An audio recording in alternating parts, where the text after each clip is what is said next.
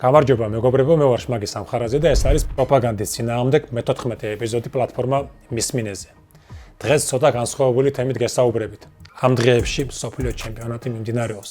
ჯგუფური ეტაპი უკვე დასრულდა და დაიწყო ყველაზე დაძაბული ნაწილი, პლეი-ოფები, სადაც თითოეულ მატჩს გადამწყვეტი მნიშვნელობა აქვს. ამიტომ დღევანდელი ეპიზოდის ფეხბურთს დავუთმოთ. თუმცა, მხოლოდ და მხოლოდ როგორც სპორტს არა. დღეს ქართული ფეხბურთის ისტორიით ვისაუბროთ პოლიტიკაზე, პროპაგანდასა და საზოგადოებაზე. ნახავთ, როგორ გახდა ფეხბურთი საქართველოში უბრალო სპორტზე ბევრად მეტი, როგორ იქცა ეროვნული იდენტობის ნაწილად და რატომ ცდილობს ნებისმიერი ხელისუფლება სპორტთან საკუთარი თავის დაკავშირებას. დავიწყოთ. იბერიაში წერილია მეგობრებო, პოპულარული ინგლისური თამაში ფუტბოლი, ჩვენებურად ფეხბურთი, მე-20 საუკუნის გარშემო თითქმის მთელ ევროპაში იკიდებს ფეხს. ამ მოვლენას არც ქართველები ჩამორჩენ. ქალაქ ბოთში შეიქმნა ფეხბურთის მოთამაშეთა გუნდი. გუნდის ცენტრ-ფორვარდია იასონ კვირკველია. უსურვოთ ერთხელს დიდი წარმატებები ქართული ფეხბურთის სადიდებლად. იცით რას ნიშნავს ეს?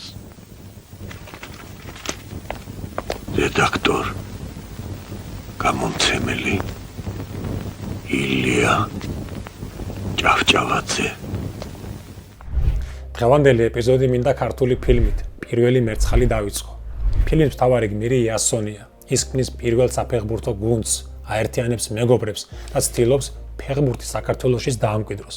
ბერძნულ მითოლოგიაში იასონი და არგონავტები კოლხეთში მოდიან და აქედან ოქროს აწმისი მიაქვთ. ხოლო ამ ფილმში იასონი თითქოს დასავლეთიდან სხვა საგანძურს იღებს, ფეხბურთს.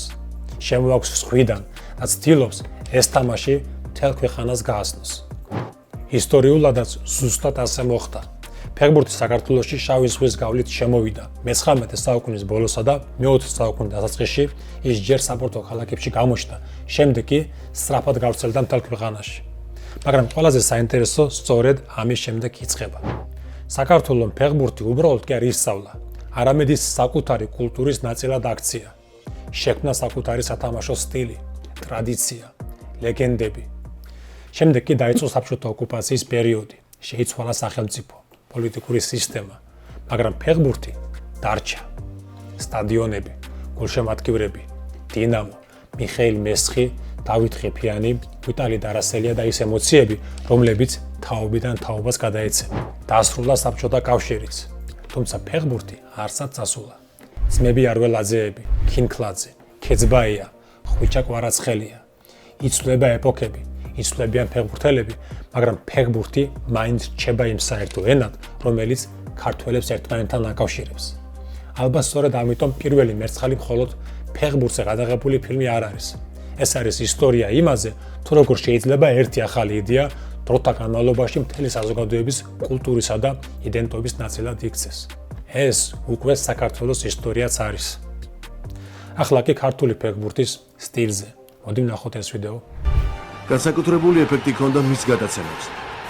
დინამოს გოლების დიდი ნაწილი სწორედ დათოს ჩაწოდებების შედეგად გადიოდა. რამდენიმე ფეხბურთელის მოტყუება მისთვის დიდ სირთულეს არ წარმოადგენდა და ჟონგლიორობით დიდი მანძილის დაფარვა კი დათოს საყვარელი ილეთები იყო. Da parte Kvaratskhelia che riceve, Kvaratskhelia 1 contro 1, va sul destro, Sterza, Risterza e calcia! Sotto la traversa! ფეხბურთი საქართველოში მხოლოდ პოპულარული სპორტი არ გამხდარა. წლების განმავლობაში მან საკუთარი ხასიათით შეიძინა და სწორედ ამაზე მინდა ახლა საუბარი. რატომ ახსოვს ქართულ ხალხს თავისი ფეხბურთელები არა მხოლოდ გოლებით, არამედ იმით, თუ როგორ თამაშობდნენ. მიხეილ მესხი, დავით ყიფიანი, გიორგი ქინქლაძე და დღეს უკვე ხვიჩა კვარაცხელია. ისინი სხვადასხვა ეპოქის ფეხბურთელები არიან, მაგრამ როცა მათ თამაშს უყურებ, რაღაც საერთო მაინც იგრძნობა. ქართულ ფეხბურთს ყოველთვის ჰქონდა საკუთარი ხელწერა, იმპროვიზაცია, ფანტაზია, არასტანდარტული გადაწყვეტილებები, სილამაზე. ზოგჯერ ისეთი შთაბეჭდილება რჩება, თითქოს ქართველი ფეხბურთელი მხოლოდ გამარჯვებისთვის კი არ თამაშობს, არამედ იმისთვისაც, რომ თამაში ლამაზი იყოს. ეოვა, შევერკინოთ ერთმანეთს. Situations partners.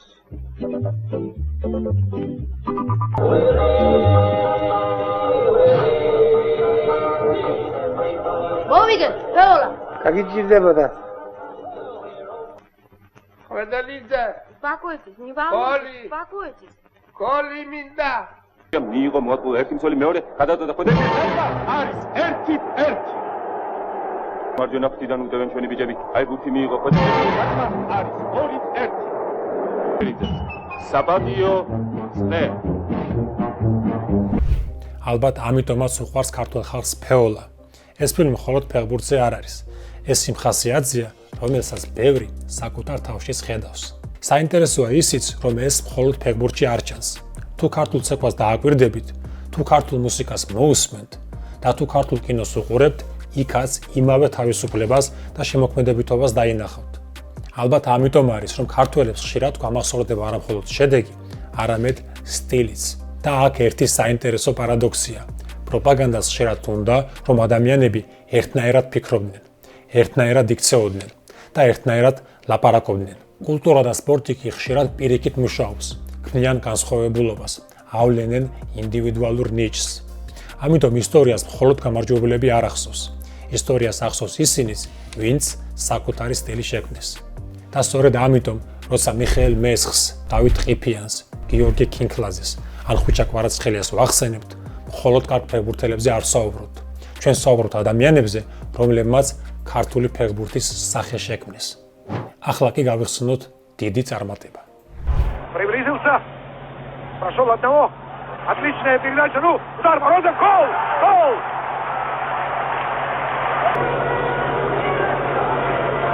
Караселия. Вошел в штрафную. Ну, можно бить. Обвел второго. Удар ворота. Гол! Гол! Гол!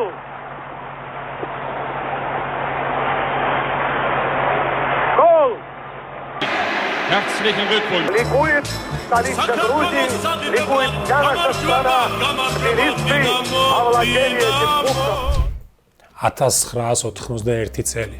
თბილისის დინამო ევროპის თასების მფლობელთა თასს იგებს. დღეს ამ გამარჯვებიდან უკვე 45 წელია გასული, მაგრამ თითქმის ყველა ქართველმა იცის, რას ნიშნავს 1991 წელი. რატომ? იმიტომ, რომ ეს გამარჯვება არ იყო მხოლოდ ფეხბურთი. იმ პერიოდში საბჭოთა კავშირი ყველაფერს ერთ საერთო საბჭოთა წარმატება წარმოაჩენდა. მწერალი საბჭოთა მწერალი იყო, მეცნიერი საბჭოთა მეცნიერი, სპორტსმენი საბჭოთა სპორტსმენი. და დინამოს გამარჯვებაც ოფიციალურად საბჭოთა ფეხბურთის გამარჯვებად გამოცხადდა. მაგრამ საზოგადოების მეხსიერება სხვანაირად მუშაობს. ქართველებისთვის ეს მხოლოდ საბჭოთა კლუბის გამარჯვება არ ყოფილა. ეს იყო თბილისის გამარჯვება, ქართული ფეხბურთის გამარჯვება, ქართველი ფეხბურთელების და საქართველოს გამარჯვება. სახელმწიფო შეუძლია გამარჯვება საკუთარ მიღწევად წარმოაჩინოს, მაგრამ ვერ გადაწყვეტს, როგორ დაამახსოვრდება ეს ხალხს. სწორედ ხალხი წყვეტს, რას აქცევს ეროვნულ სიმბოლოდ.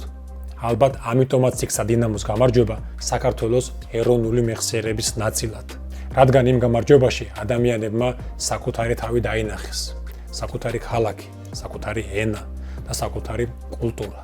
ამიტომაც ემოცია, რომელსაც საზოგადოება გულით იღებს, ხშირად ბევრად დიდხანს ცოცხლობს, ვიდრე ნებისმიერი ოფიციალური ნარატივი. ახლა კი მინდა გავიხსენოთ ჩვენი დროის ერთ-ერთი ყველაზე ემოციური მომენტი.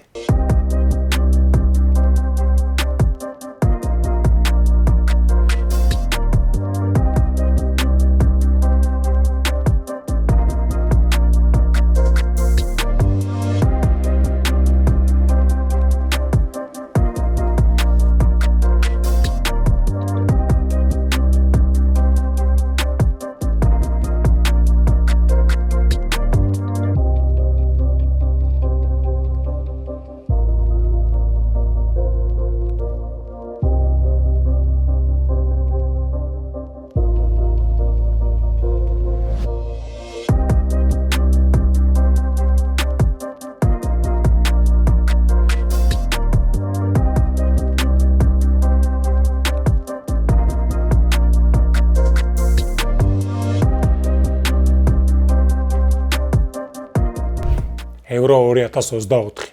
ალბათ გახსოვთ ის დღეებიც. ქუჩები სავსე იყო ხალხით. უცნობები ერთმანეთს ეხუტებოდნენ. ერთად ვღეროდით, ერთად ვტიროდით და ერთად ვზეიმობდით. მაშინ ერთი კითხვა გამიჩნდა. რატომ? რატომ შეუძლია ფეხბურთს ის, რასაც პოლიტიკა ხშირად ვერ ახერხებს? ჩვეულებრივ ცხოვრებაში ადამიანები ბევრ რამეზე ვკამათობთ. გვაქვს განსხვავებული პოლიტიკური შეხედულებები, გემოვნება, ინტერესები. მაგრამ როცა ეროვნული ნაკრები თამაშობს, რაღაც იცვლება. იმ მომენტში ადამიანები ჯერ საკუთარ გუნდს ხედავენ და მხოლოდ შემდეგ საკუთარ განსხვავებებს. ალბათ სწორედ ამიტომ აქვს სპორტს ასეთი ძალა. ის აჩენს საერთო მიზანს, ემოციას და გამოცდილებას. სოციალურ ფსიქოლოგიაში არსებობს იდეა, რომ ადამიანები სხვადასხვა დროს, სხვადასხვა იდენტობით ცხოვრობენ. ხან პროფესია მთავარი, ხან პოლიტიკური შეხედულება, ხან რელიგია, ხანაც კიდე კუთხე თუ წარმომავლობა. მაგრამ არის მომენტები, როცა საერთო იდენტობა ყველაფერზე ძლიერი ხდება. ევრო 2024 სწორედ ასეთი მომენტი იყო. იმ დღეებში ადამიანები პირველ რიგში საქართველოს გულშემატკივრობდნენ და მხოლოდ ამის შემდეგ ახსენდებოდათ ყველაფერი დანარჩენი. ალბათ ამიტომ არის, რომ სპორტი ხშირად იმაზე მეც აკეთებს, ვიდრე უბრალოდ გამარჯვებაა. ადამიანებს ახსენებს, რომ საერთო ბევრად მეტი აქვთ, ვიდრე განსხვავებები. მეგობრებო, ეს განსაკუთრებით მნიშვნელოვანია დღეს, როცა საზოგადოება ყოველდღიურად კამათობს, იყოფა და ერთმანეთს შორდება. გადავიდეთ დღევანდელი პოდკასტის ბოლო თემაზე. მინდა ერთი საინტერესო კითხვა დავსვა. რატომ ხედავთ ასე ხშირად სპორტსმენებს პოლიტიკაში? კარგი ფილოსოფოსი, რომელსაც არანაირი განათლება არ აქვს სამედიცინო სფეროში. შეიძლება იყოს კარგი ექიმი, როგორ ფიქრობთ? ვის გულისხმობთ? ჩავლებრო, კარგი ფილოსოფოსი, რომელსაც არანაირი განათლება არ აქვს სამედიცინო სფეროში. მე არ ვიცი ვის გულისხმობთ, თუ გაქვთ რაიმე კონკრეტული მაგალითი, იმიტომ კითხვა ვერ გავიგე უბრალოდ. კითხვა იმიტომ გამიჩნდა, როდესაც ხედავ ფეხბურთელს ენერგეტიკის მინისტრად. როდესაც შინაგან საქმეთა მინისტრი არ არის იურისტი, როდესაც გენერალურ პროკურორს ხედავ დამნაშავედ. უსამართლობის შეგრძნება მიჩნდება, რომ საერთოდ განათლებას ასე ეკარგება. აი ამიტომ გამიჩნდა ეს კითხვა. დიდი მადლობა. ეს მხოლოდ საქართველოს არ ეხება. მსოფლიოს ბევრ ქვეყანაში პოლიტიკაში მოდიან ფეხბურთელები, ოლიმპიური ჩემპიონები, მსახიობები, მომღერლები და სხვა ცნობილი ადამიანები. მაგრამ რატომ? ალბათ შეამჩნევდით კიდევ ერთ რამეს. დიდი გამარჯვების შემდეგ პოლიტიკოსები თითქმის ყოველთვის სპორტსმენების გვერდით ჩდებიან, ულოცავენ, ფოტოებს იღებენ, აჯილდოებენ, საუბრობენ ეროვნულ სიამაყეზე. ეს ბუნებრივად შეიძლება იყოს, მაგრამ ამ ყველაფერს კიდევ ერთი ახსნა აქვს. პოლიტიკური კომუნიკაციის კვლევრები დიდი ხანია ახსერენ ერთ საინტერესო მოვლენას. როცა ადამიანი უკვე პოპულარულია და საზოგადოების ნდობით სარგებლობს, ხშირად ჩნდება სურვილი ეს ნდობა სხვა სფეროშიც გადაიტანონ. და სწორედ ამიტომ ცდილობენ პოლიტიკოსებიც ცნობილი ადამიანების საკუთარი გვერდით დაყენებას. რადგან სპორტი ადამიანებში განსაკუთრებულ ემოციებს იწვევს, ნდობას, სიამაყეს, ერთიანობის განცდას. მაგრამ აქ ერთი მნიშვნელოვანი განსხვავებაა. პოპულარობა და კომპეტენცია ერთი და იგივე არ არის. ადამიანი შეიძლება გამორჩეული ფეხბურთელი იყოს, შესანიშნავი ექიმი, შესანიშნავი მსახიობი, მაგრამ ეს ავტომატურად არ ნიშნავს, რომ ის კარგი პოლიტიკოსიც იქნება. ისევე როგორც კარგი პოლიტიკოსი ავტომატურად ვერ გახდება კარგი მწვრთნელი ან ექიმი. ყველა სფეროს თავისი ცოდნა, გამოცდილება და პასუხისმგებლობა სჭირდება. სწორედ ამიტომ, როცა ცნობილი ადამიანებს პოლიტიკაში ვხედავთ, ალბათ ღირს ერთი კითხვის დასმა. ჩვენ ადამიანს პოპულარობის გამო ვირჩევთ თუ მისი გამოცდილებისა და კომპეტენციის. მეგობრებო, დღეს ვისაუბრეთ ფეხბურთზე, მის ისტორიაზე, კულტურაზე, უნარზე, რომ ადამიანები გაერთიანოს და ბოლოს ისევ იმ დასკვნამდე მივედით, რაზეც ეს პოდკასტიც დგას. პროპაგანდა ხშირად ცდილობს გამოიყენოს სპორტი, გამოიყენოს გამარჯვებები, ემოციები. მაგრამ ფეხბურთის ნამდვილი ძალა სხვა რამეშია. ის ადამიანებს ახსენებს, რომ არსებობს ღირებულებები, რომლებიც ნებისმიერ პოლიტიკაზე დიდხანს ცოცხლობენ. შრომა, პასუხისმგებლობა, ღირსება, მეგობრობა, ერთიანობა და საკუთარი ქვეყნის სიყვარული. გმადლობთ, რომ გვიყურებთ, ეს იყო პროპაგანდის წინააღმდეგ მე-14 ეპიზოდი. შევხვდებით შემდეგ ეპიზოდში.